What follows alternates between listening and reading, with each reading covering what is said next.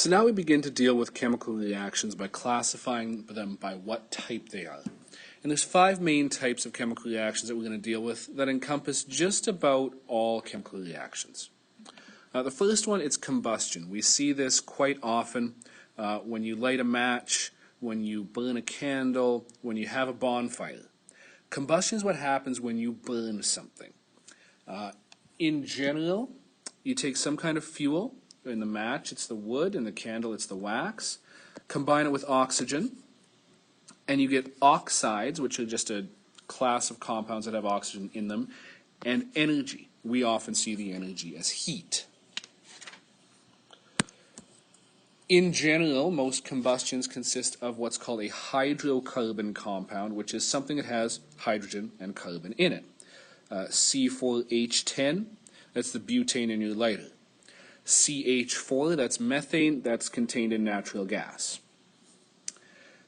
Combine that with oxygen, O2, we get carbon dioxide, most specifically, water vapor, H2O, and energy, but that energy is generally not included in the chemical equation. What it would look like is down here at the bottom. We have a CH compound plus oxygen, giving us CO2 and H2O. If we see those characteristics, we know then that we have a combustion reaction. The second type of reaction we're going to look at is called a synthesis reaction. And what a synthesis reaction does, it combines 2 small atoms, elements, compounds, molecules, into one larger one. The general formula is if we have A plus B, we have 2 reactants, we get 1 product out at the end. The most common synthesis reaction is hydrogen plus oxygen, giving water. We could also have some molecules reacting, hydrogen chloride and ammonia, forming ammonium chloride. Similar situation, CO2 and water, forming H2CO3. Synthesis reaction consists of 2 reactants and 1 product. A decomposition reaction is the exact opposite of a synthesis. We have 1 reactant breaking apart or decomposing into 2 products. We can talk about water decomposing into hydrogen and oxygen, or we have a couple of other examples here. In general, a decomposition reaction, 1 reactant, 2 products. A single displacement reaction involves 1 element and 1 compound, and they basically switch partners. So the magnesium by itself goes into the magnesium nitrate, and the silver separates out into silver as an element. We have 2 reactants and 2 products, but what happens is they switch partners. Likewise, we could have bromine and calcium iodide. The bromine and the calcium form the compound, and the iodine splits off by itself.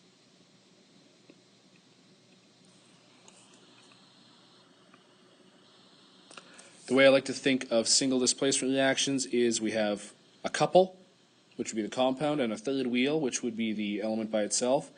And the couple breaks up, and the third wheel moves in and becomes part of the couple. The last type of reaction is the double displacement. In this case, we also have 2 reactants and 2 products. However, this time we have both compounds. And what happens is the partners switch. So lead now gets paired with iodine, and the potassium gets paired with the nitrate. This one, if we're going to turn it into a couple scenario, we have 2 couples, both break up, then they both end up with each other's boyfriend or girlfriend. So here's a summary of all the different reaction types and the general formulas which they follow. Our job is going to be to identify what type of reaction we have based on the characteristics.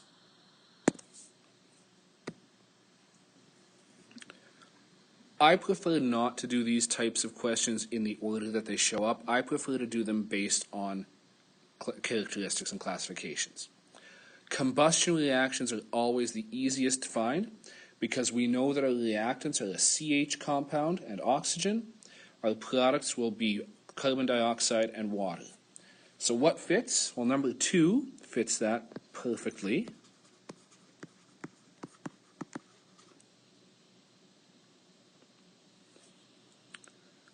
As well, number 6 fits that.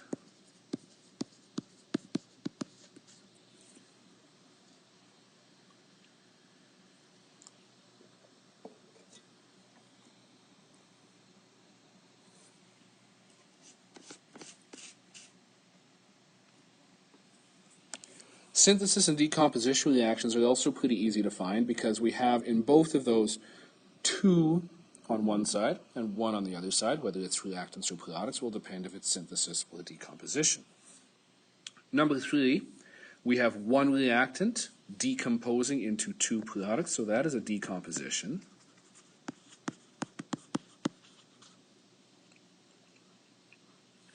Four as well, 1 reactant splitting into 2 products, that's another decomposition.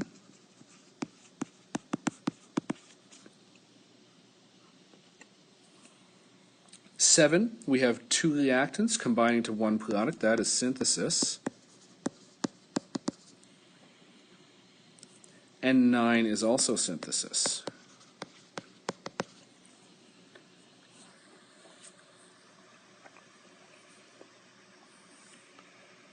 I like to look at single displacement next. Single displacement, both sides, we have 1 element by itself and 1 compound.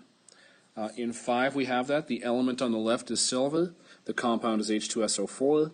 They switch partners. We have Ag2SO4 as the compound and H2 is the element. So this is a single displacement on number 5.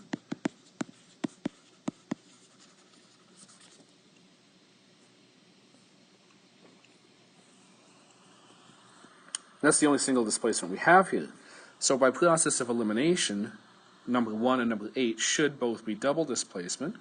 Just checking, we have 2 compounds on each side.